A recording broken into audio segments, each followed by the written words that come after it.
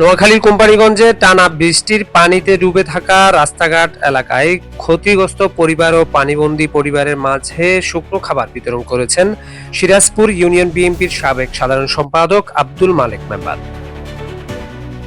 রবিবার বিকেলে ইউনিয়নের ৩ ও ৪ নং ওয়ার্ডে পানিবন্দী প্রায় ৩০টি পরিবারের মাঝে এই খাদ্য সামগ্রী বিতরণ করেন তিনি।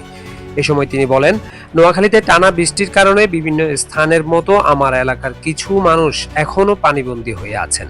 রাস্তাঘাট ডুবে থাকায় শিক্ষার্থীরা বিদ্যালয়ে যেতে পারছে না, অসুস্থ রোগীরা হাসপাতালে যেতে পারছে না এবং চুলোয় আগুন দিতে পারছে না প্রায় অর্ধ শতাধিক পরিবার। তাই তাদের পাশে দাঁড়াতে শুকনো খাবার বিতরণের আয়োজন করা হয়েছে। সিরাজপুর ইউনিয়নে জলাবদ্ধতার কারণে আমাদের অনেক মা বোনেরা আজকে প্রায় এক সপ্তাহ যাবৎ তারা রান্না বান্না করতে পারতেছে না।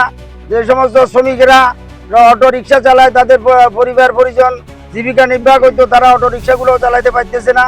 যারা দিনমজুর খেটে খাওয়া, তারাও এই জলাবদ্ধতার কারণে তারা দিনমজুরগিরিও করতে করি, তাদের ফ্যামিলি পরিচালনা করা তাদের জন্য একটা দুঃসমস্যা হয়ে দাঁড়াইছে। তার সাথে সাথে আমি যে রোডটার মধ্যে দাঁড়াই আছি, আমরা এটার নাম গোলকোষায় রোড। আমরা দীর্ঘ বছর থেকে আমরা দেখতেছি এই রোডটার এই মানুষের দুর্ভোগ। গত কিছুদিন আগে 2 বছর আগে এই গোলকোষায় রোডের নামে টাকাটা বরাদ্দ হয়েছে পাকা করার জন্য।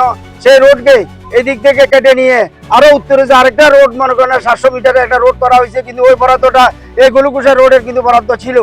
যার কারণে এই গোলকোষায় রোডটা অবহেলিত, দীর্ঘদিন পর্যন্ত লোকগুলা কষ্ট ক্লাসের মধ্যে জীবিকা নির্বাহ করতেছে। তিনি আরো বলেন, বিএনপি অধ্যুষিত এলাকা হওয়ায় এই সড়কটি বারবার সংস্কারের বরাদ্দ হলেও বরাদ্দ বাতিল হয়ে যায়। তাই সামান্য বৃষ্টিতে তলিয়ে যায় এই সড়কটির সংস্কার ও যথাযথ পদক্ষেপ নিতে দলীয় নেতৃবৃন্দ ও উপজেলা প্রশাসনের দৃষ্টি আকর্ষণ করেন আব্দুল মালেক মেম্বার। এ সময় আরো উপস্থিত ছিলেন সিরাজপুর ইউনিয়ন বিএনপির সাবেক প্রচার সম্পাদক জিয়াউদ্দিন বাবুল, উপজেলা ছাত্রদলের সাবেক আহ্বায়ক মোহাম্মদ ফাবেল, সদস্য সচিব মোহাম্মদ এরশাদ, মানিকপুর উচ্চ বিদ্যালয়ের সহকারী শিক্ষক আলহাজ মাস্টার জহিরুল হক চৌধুরী সহ সমাজের বিভিন্ন শ্রেণী পেশার ব্যক্তিবর্গ উপস্থিত ছিলেন।